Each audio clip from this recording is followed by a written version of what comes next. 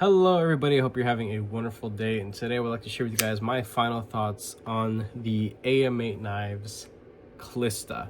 Now, in the unboxing, because I am an idiot, I was calling this the Klistra. There is no R in this, and I don't know why I kept saying it that way, but it's a Kista.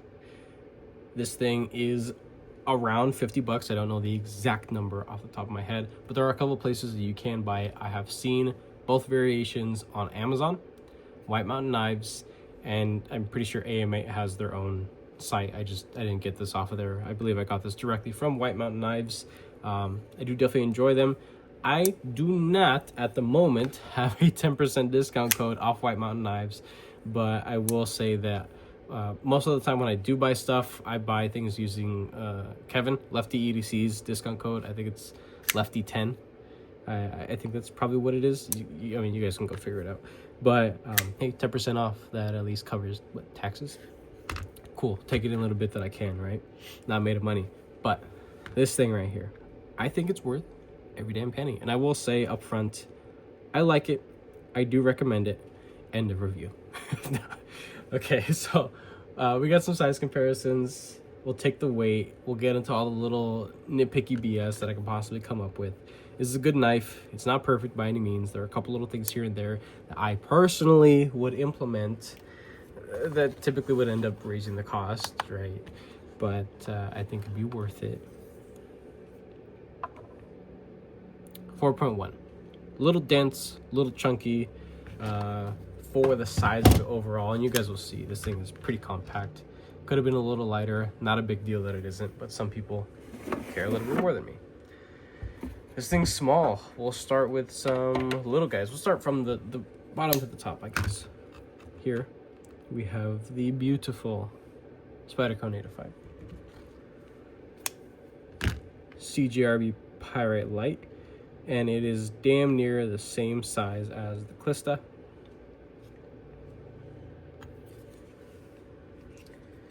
Couple others.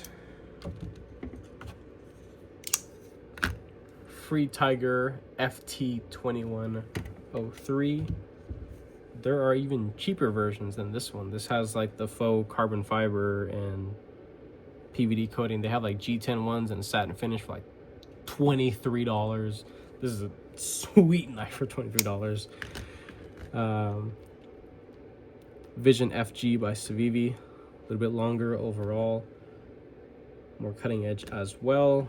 You do have a little bit more cutting edge here, but you have a semi-dedicated forward finger choil. I like it. I think it's, a nice little design right there. Stuff that's a little bit bigger, not that much longer overall, surprisingly. This is kind of a medium compact knife. The CMB Main Knives Predator. Beneath we have the Manix 2 Lightweight by Spyderco. A little bit longer. Amount of available cutting edge is close. Close. This not close at all. And then we'll actually put it up against something that I'm planning to do a head-to-head with, and maybe one more design just for the hell of it. Here we have the Vosteed Acorn, shorter, right, overall. Very similar, both of these right here. It just, I know they're completely different designs, but comfort-wise, the Kista just kind of feels like a slimmed out raccoon. Or not raccoon, but acorn. Yeah, it just feels kind of like a slimmed out acorn. And then recent reviewed the AZ USA Design Cochise. I'm actually planning to do a head-to-head video and talking about pros and cons of either or, because they're very close in price. The Kista does cost a little bit more, but you are getting a little bit more with this one. Mainly the studs and the shaping of the pocket clip. I think of machine time as money, as many people would as well. So, there's that. But that's for a later video. I'm not trying to make this thing half an hour long. It might still be, for all I know. I'm good at running my mouth. So let's talk about this thing right here. You have 14C 28N blade material. You only have silver option, and that is the studs, the blade, the liners, the pivot, the clip, the hardware, everything. The only color variation would just be one with black G10. And hey, that's fine. To only have 2 color variations on kind of a small run-of-the-mill kind of simple design, I don't see anything wrong with that personally. There could have been other stuff done with it potentially, but they didn't. Hey, not that big of a deal. At this point in time, it may or may not be common knowledge, but AM8 Knives actually has stuff produced by Migron, or maybe it's the other way around.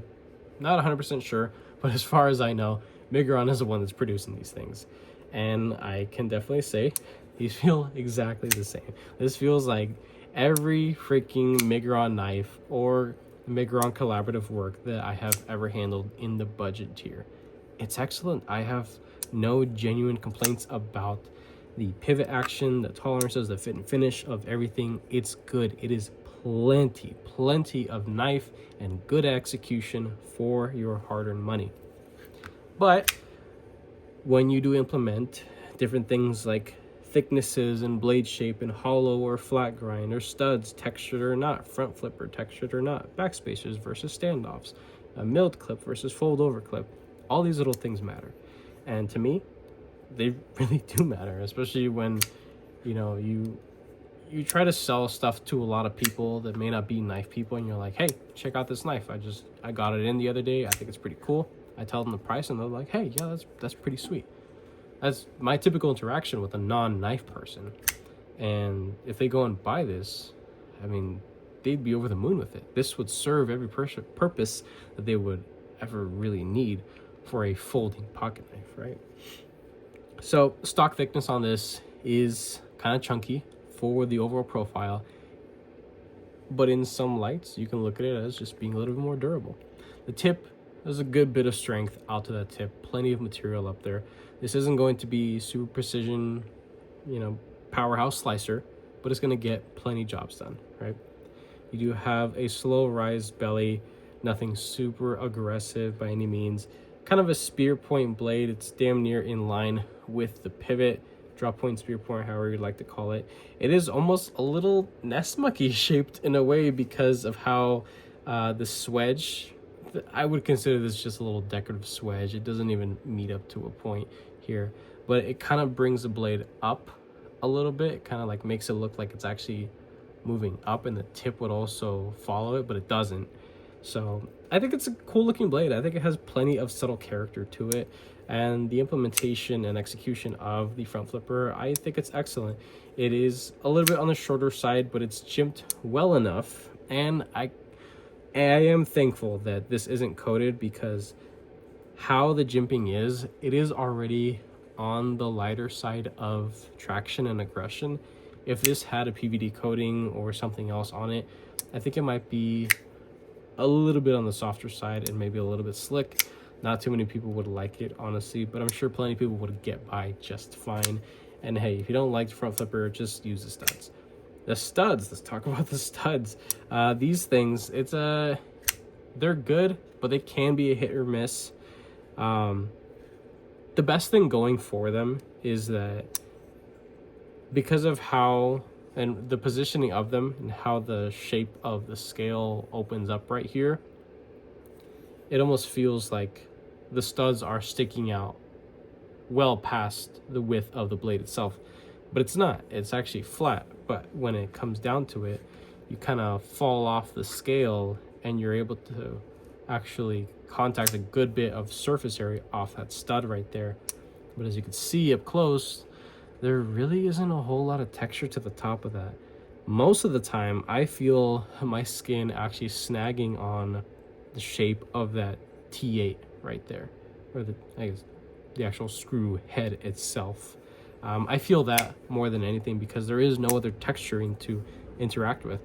There are some, rings around here, but you never touch it. You never really interact with it. As well as reverse flicking, it is kind of tight to the scale, not a whole lot of room around it. but because of how the detent is from the factory, I haven't had to mess with this at all to make it tighter or looser. This thing is just broken in naturally. I haven't really messed with it much, but I will say that it has gotten better and better. The detent has, you know, worked its path, done what it's gonna do, and this is much easier and a whole lot more comfortable to reverse flick than when I got it out of the box. So this thing becomes a lot more enjoyable the more you use it, which is nice. You know, it's nice to be able to report that.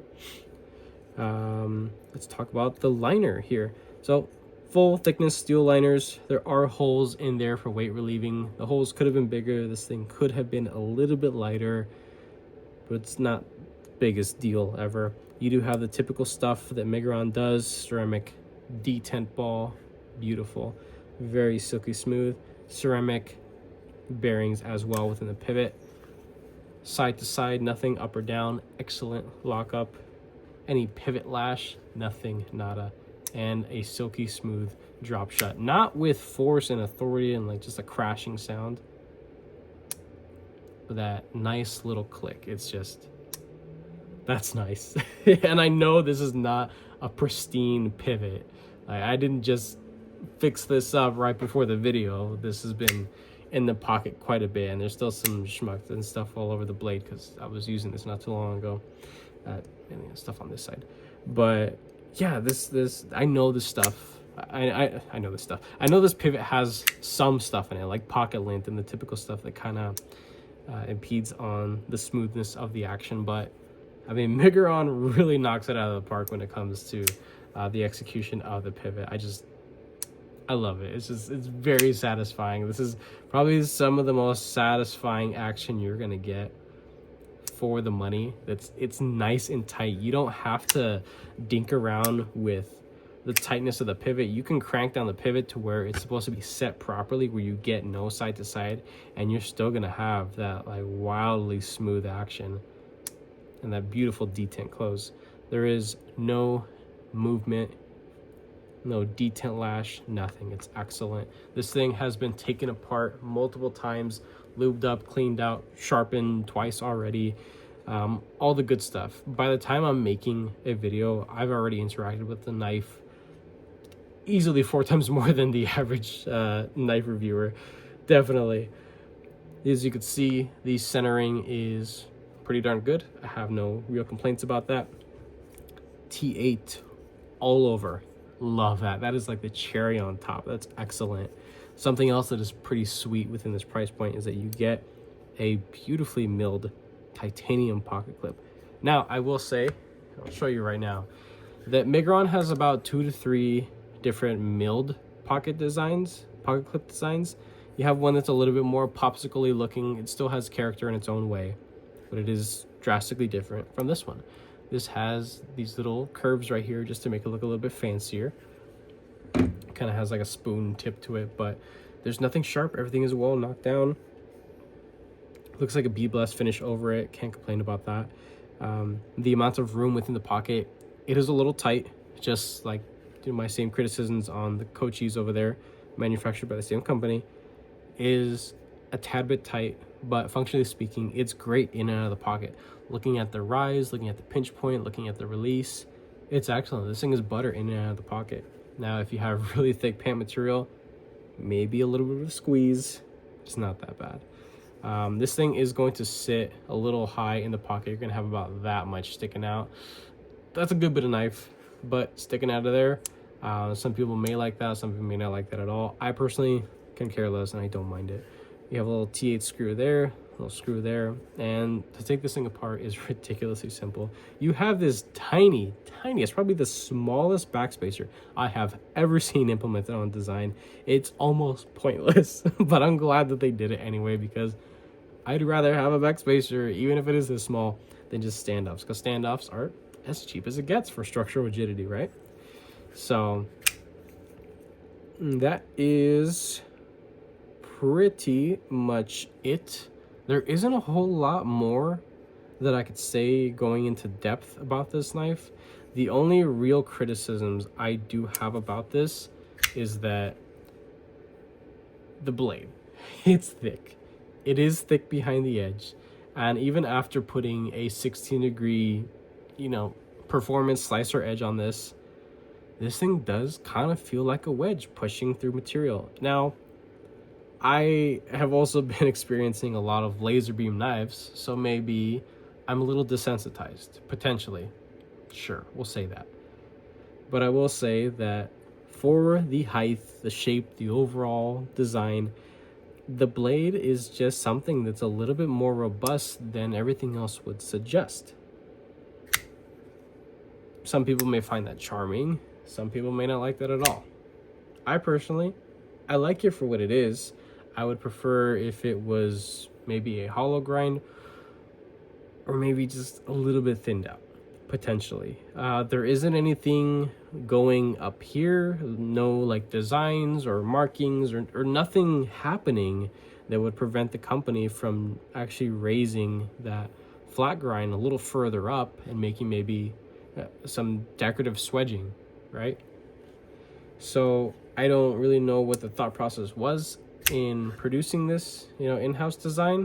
As far as I know, I don't think there was anybody who, is the specific designer of this. Realistically, I think they were just trying to make another, generic little knife, right? Nothing super special. Something with a little bit of character. You have a front flipper for fidgetiness and, studs, and everything feels well. Everything's built well. It's nice and compact. I think it looks good, open and closed. But it is on the thicker side. And while it is still very comfortable, another thing that I believe it's drastically in need of is some actual functional jimping here. I think it would have been nice. I always find myself right up in that finger choil there. And because of the blade shape and the plunge grind execution and sharpening choil, this thing is a dream to sharpen. I love sharpening this thing. But even though I have large truck size hands, I do have slim fingers, so I can get up there into the second knuckle comfortably.